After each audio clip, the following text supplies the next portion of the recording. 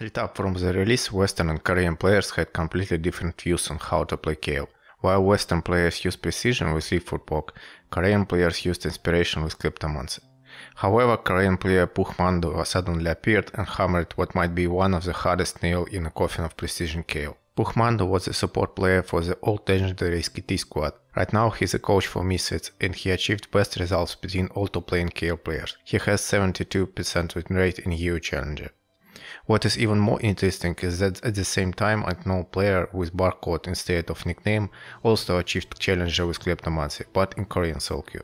I hope at this point you are at least interested in this playstyle and maybe even want to try it yourself. So let's dive in. Hi, I'm LuckyGnom and every week I release videos like this. If you like this type of content, consider subscribing. Enjoy the video. Alright, let's start with runes. Your main tree should look like this: Kleptomancy, Magical Footwear, Biscuits and Insight.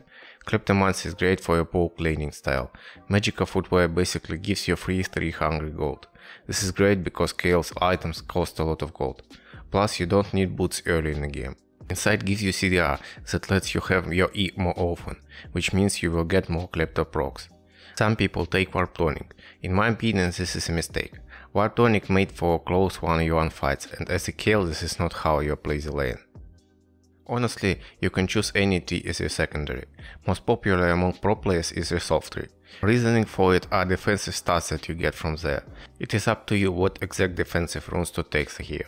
But Second Wind and Revitalize is a nice combo against poke lanes like Sign or Ice, while Bone Plating and Overgrowth are great against all-in champions like Aurelia or Jax. Domination is good because of Taste of Blood healing in lane, and Ravenous Hunter that will heal you from the damage you deal with your Exalted Waste. Sorcery gives you nice mana sustain through Mana Fall Blend, and CDR from Transcendence. Precision is a weird tree, because it has insanely low usage rate, but high win rates. Players usually take Triumph and Alacrity here. As your small runes, you usually take attack speed and either double armor or double magic resist. By the way, against mixed damage champions like Cyan or Cannon, you can split runes into armor plus magic resist. Now let's talk about skill order and item builds. You should always mark Q first, E second and W last.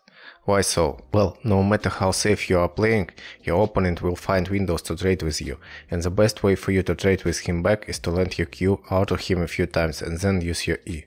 Your Q deals insane amount of damage by itself. It also lowers magic resistant armor, which makes your autos and E hurt more. On top of it, your E scales with your target's missing health, which makes it important to make as much damage to the opponent as possible before using your E. Q also helps with it. Right here you can see two common builds for Klepto Kayle. First one is Trinity Force into Rapid Fire Cannon into Infinity Edge. This build mostly relies on your auto attacks and on the fact that your Exalted Waste scale with critical damage, which makes it great for team fights. All of this means that you desperately need 3 items and level 16 in order to carry. On the bright side you get a nice power spike for 1v1 fights when you get Trinity Force, and when you get Fire Cannon you get a lot of move speed, which makes you insanely annoying in the side lane. By the time you get Infinity Edge you usually have level 16. Second build is AP build, Nashor Tooth, Lich Bane and Rylai's. This build is great for split pushing, because of the huge burst damage that you can dish out in a matter of seconds, and Rylai's slow that lets you kite indefinitely. In a team fight your role has more similarities with Mage than with AD carry. Your abilities scale with AP very well, so in a team fight you mostly carry through your heals and burst QE combos, rather than with raw constant damage. Okay, it's all good, but how do you actually play Kayle? Let's talk about it. First thing you need to realize is that you can't win fair 1v1 fight until you get level 11. It doesn't matter which route you choose. This is how this champion is supposed to work, and Riot even told about it in Kayle Champion Spotlight. In a situation like this you have to use your poke potential. You have to max Q, but unfortunately it is hard to land because of the long cast time. As a result, using area equipment is possible, but might be unreliable. This is where Kleptomancy is coming to save our day. This rune is made to constantly poke your opponent. By doing so you get additional gold, and as a result you buy core items earlier than your opponent. This opens window timings that let you get objective stars or kills. Luckily this playstyle is great for Kayle, and she has E that not only gives her additional range, but also activates Kleptomancy. Now let's go through all forms of Kayle. Level 1 to 6 is when Kayle at her weakest. Your goal for the first 6 levels is to get enough gold to buy Shin at your first bag, so focus on being healthy and playing defensive. It is better to give up some minions than to get them but lose so much HP that you are forced to recall early. As a result, we can't contest lane push, and this is why we should let our opponent shove us in. At level 1 start with E. Try to last hit minions with auto attacks while using your E onto the opponent, wherein he tries to last hit minions. Try to not lose HP while last hitting. For example, it is okay to give out 2 or even 3 melee minions at first wave if you are against super strong crash champion like Jace. Level 2 is when you get your Q. It doesn't change the way you play the lane against ranged champions, but you can start trading back against melee champions. It's time to talk about how to trade back and when you actually can trade back.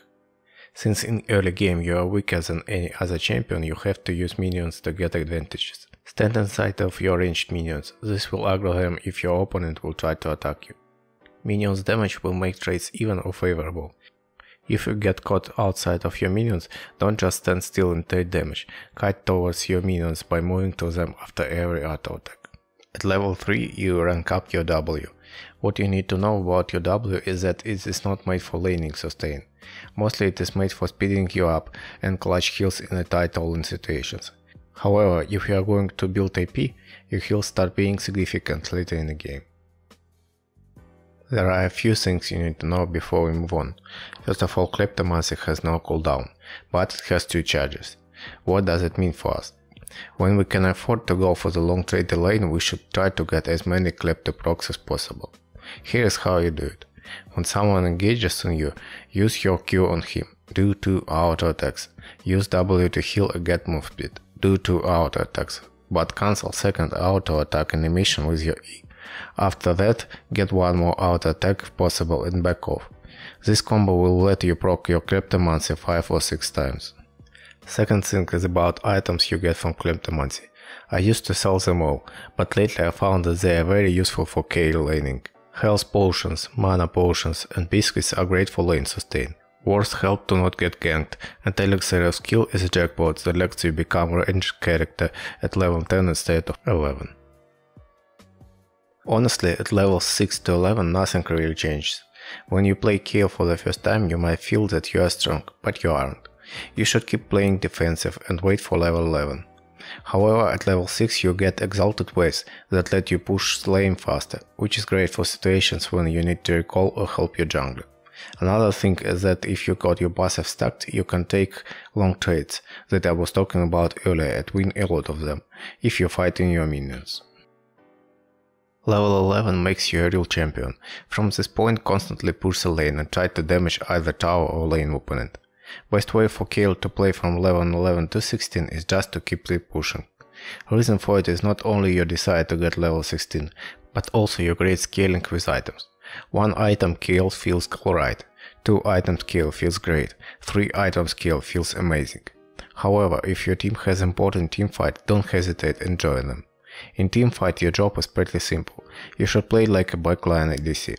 Just stand near your ADC and attack the closest target. After level 16 nothing really changes, except your damage goes through the roof. At level 16 nobody can kill you in 1v1 or teamfight as long as you keep kiting. Keep sleep pushing when you have teleport, and join team when important fights are happen. This is pretty safe way to play. With that, main part of Kleptomancy Kayle guide is over, but don't leave yet, there will be a bonus part after a short announcement. First of all, thank you for your attention, I'm very thankful that you made to this point of the video. Later this week I will make a full game analysis video. This is going to be Genji Q playing Kayle against Irelia, and it will be first person VOD. If you don't want to miss it, consider subscribing. For now, if you enjoyed the video, please leave a like and write any of your questions or suggestions in the comment section. Here is the promised bonus part, enjoy! By no means I am a good player, but I was a diamond mid top player and one of the champions that I main was Kayle. When she got revoked I tried a lot of builds of her. I didn't like AP build because of the low attack speed. I also didn't like Trinity Force build because of item costs. All I wanted is to use Kleptomancy while playing auto attack speed build. What I found out is that you don't really need attack speed during lane phase, because you mostly poked and farm, plus your passive gives you a lot of attack speed.